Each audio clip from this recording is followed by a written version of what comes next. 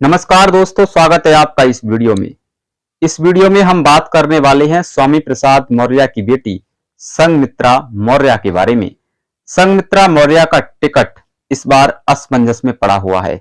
जी हां दोस्तों, यानी कि भाजपा संघमित्रा मौर्य का इस बार टिकट काट सकती है। संघमित्रा मौर्य बदायूं से सांसद हैं और इन्होंने अखिलेश यादव के भाई धर्मेंद्र यादव को 2019 के लोकसभा चुनाव में हराया था, लेकिन इस बार भाजपा अपना प्रत्याशी बदल सकती है। अब कयास ये लगाई जा रही है कि आखिरकार संघमित्रा मौर्य का टिकट भाजपा काटती है तो संघमित्रा मौर्य किधर जाएंगी। संघमित्रा मौर्य के पिताजी स्वामी प्रसाद मौर्य समाजवादी पार्टी के साथ थे, लेकिन अब उन्होंने समाजवादी पार्टी से इस्तीफा दे दिया है और कुछ दिन पहले अपनी नई पार्टी आरएसएसपी बनाई है। तो वहीं जब स्वामी प्रसाद मौर्य ने नई पार्टी बनाई थी तो धर्मेंद्र यादव ने एक बयान दिया था कि स्वामी प्रसाद मौर्य नई पार्टी बना रही है, क्या अपनी बेटी संघमित्रा मौर्य को इस नई पार्टी में लाएंगे? अगर लाएंगे तो कहां से चुनावी मैदान में उतारेंगे?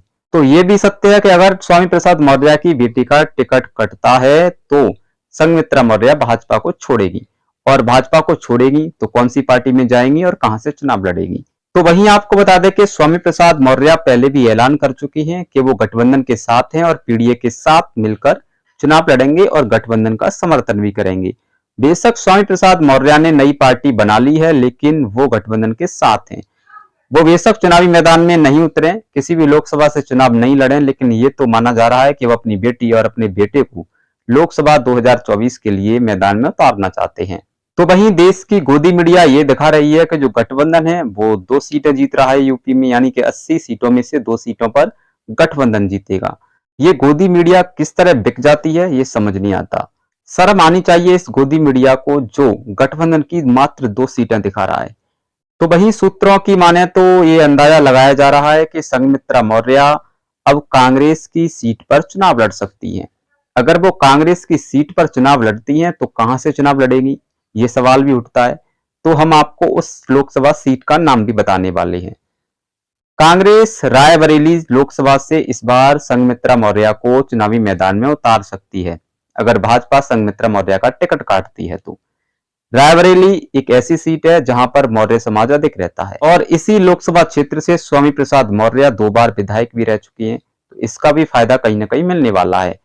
अब ऐसी क्या वजह है कि भाजपा इनका टिकट काट रही है, तो उसके बारे में भी हम आपको बताते हैं।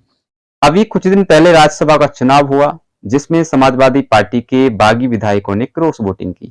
क्रॉस वोटिंग में आपने देखा एक आशुतोष मौर्य जो समाजवादी पार्टी के विधायक थे, उन्होंने भी भाजपा को वोट दिया राज्यसभा के चुनाव में। जो समाजवादी पार्टी के बागी विधायक आशुतोष मौर्य हैं वो बदायूं लोकसभा से आते हैं। यही वजह है कि भाजपा इस बार बदायूं लोकसभा से आशुतोष मौर्य को अपना उम्मीदवार बना सकती है, क्योंकि राज्यसभा में उन्होंने क्रॉस वोटिंग की है, उसका इनाम भाजपा उनको दे सकती है और वो बदायूं से शिवपाल यादव के सामने चुनावी मैदान में हो सकते हैं। इसलिए यहां से भारतीय जनता पार्टी की सांसद संघमित्रा मौर्य का टिकट कटना तय माना जा रहा है। तो साथियों, आपको क्या लगता है, क्या संघमित्रा मौर्य का बदायूं लोकसभा से टिकट इस बार भाजपा काटने जा रही है? क्या कट सकता है?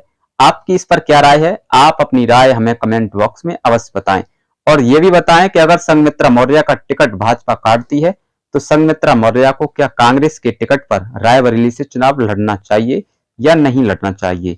अपनी राय हमें कमेंट बॉक्स में अवश्य बताएं। मिलते हैं फिर एक और नई वीडियो के साथ, जब तक के लिए धन्यवाद।